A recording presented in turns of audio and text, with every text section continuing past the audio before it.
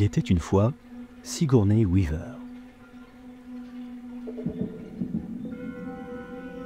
Après des débuts à Yale, au théâtre et dans des séries télé, la jeune Sigourney explose dans le Alien de Ridley Scott en 1979.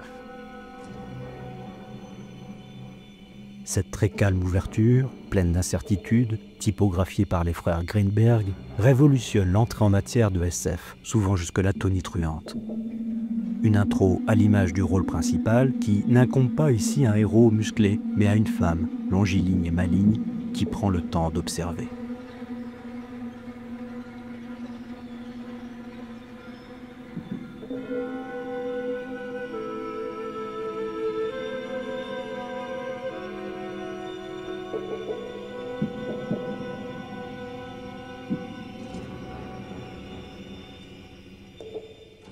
De son vrai prénom Susan Alexandra, l'actrice enchaîne des rôles chez l'Australien Peter Weir dans L'année de tous les dangers en 1982 et l'année suivante chez William Friedkin dans Le coup du siècle.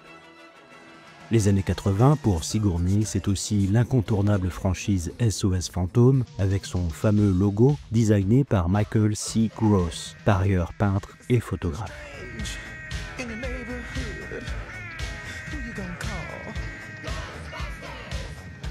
Outre quelques films méconnus dans lesquels Sigourney Weaver tourne, son retour en combattante dans Aliens de James Cameron en 86 l'associe durablement au personnage badass de Ripley, à tel point qu'elle sera aussi coproductrice des 2 épisodes suivants, mis en scène par David Fincher en 92 et Jean-Pierre Jeunet en 97.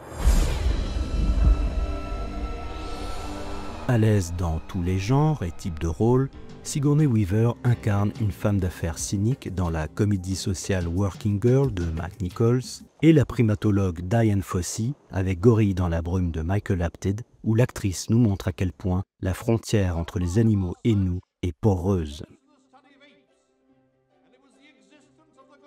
Créature graphique, inclassable, imprévisible, Sigourney Weaver inspire les photographes, dont Helmut Newton, mais aussi les affichistes d'ici et là, ou encore le prix Goncourt Jean Carrière qui lui dédie un livre. Devenue icône, l'actrice incarne sans mal la First Lady dans Dave, président d'un jour, puis elle est tête d'affiche, bouleversée dans La jeune fille et la mort en 94 et Copycat l'année suivante.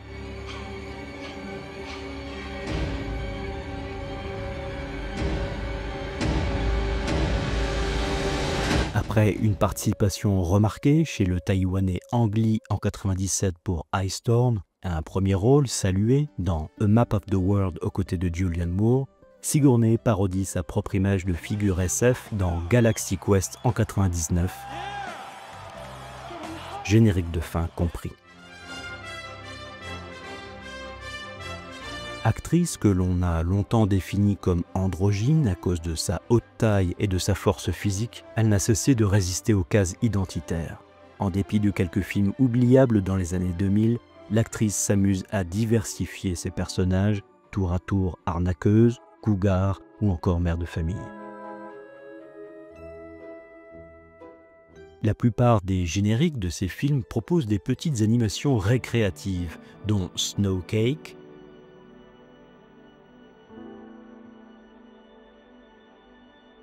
ou encore de TV7 de Jack Kasdan en 2006, qui détourne les barres de mire inaugurales dans un lointain écho à Norman McLaren.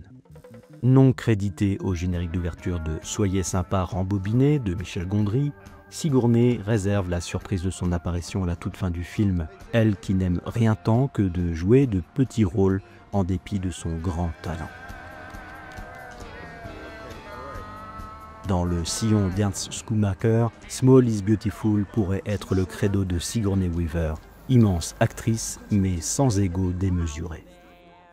Elle prête volontiers sa voix à quelques films d'animation célèbres et participe à des comédies au fil des années, en cultivant sans cesse l'empathie qui, comme le rappelle Zadie Smith, n'est rien sans sa mise en application. Vue en format IMAX pour la saga Avatar de James Cameron et sa célèbre police de caractère, Sigourney n'hésite pas à jouer aussi pour le petit écran, au sein de diverses séries, y compris françaises, et s'engage dans des causes qui lui tiennent à cœur, en particulier via l'émouvant téléfilm Bobby seul contre tous en 2009, en soutien aux minorités LGBT, elle qui avait déjà tourné dans Jeffrey dans les années 90. Ces dernières années, outre quelques films passés inaperçus en France, l'artiste polymorphique tourne avec des cinéastes de renom, dont Ridley Scott sur Exodus en 2014, Walter Hill sur Revenger en 2016, sans oublier Neil Blomkamp pour Chappie en 2015 et Raka en 2017. Notons pour finir 3 films au générique très réussi. Tout d'abord Red Lights en 2012 de l'espagnol Rodrigo Cortés, thriller dans lequel Sigourney incarne une psychologue. Dans l'esprit du générique de Seven, ce prologue en police futura est conçu par le cinégraphiste Jorge Calvo. Il nous évoque les mots de Joseph Joubert « L'être humain est un livre qui n'a encore que le titre ».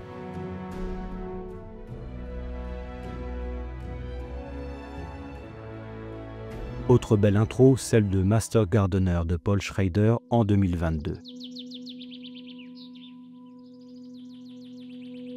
Récompensée d'un prix européen pour son interprétation, l'actrice y est associée à des fleurs à la fois superbes et inquiétantes, le générique constituant la fleur ambivalente du film lui-même qui chuchote des secrets.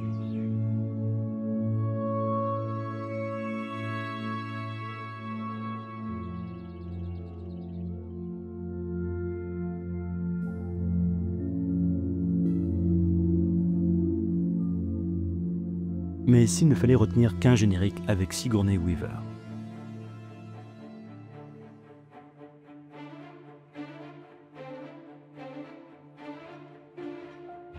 Film multiprimé, quelques minutes après minuit, du Catalan Juan Antonio Bayona bénéficie d'un générique signé Karine Fong et son équipe. À travers le carbone, l'encre et la peinture, sève de la création centrifuge qui tente d'échapper à la dureté des normes et de l'enfermement, cette ouverture tâtonnante valorise les détails et les projections fluides qui sont et font tout, lèvres, larmes, poumons autant que constellations. Bref, l'art des génériques dans les films de Sigourney Weaver comme petite séquence perméable au cœur, champ des possibles tourné vers le dehors.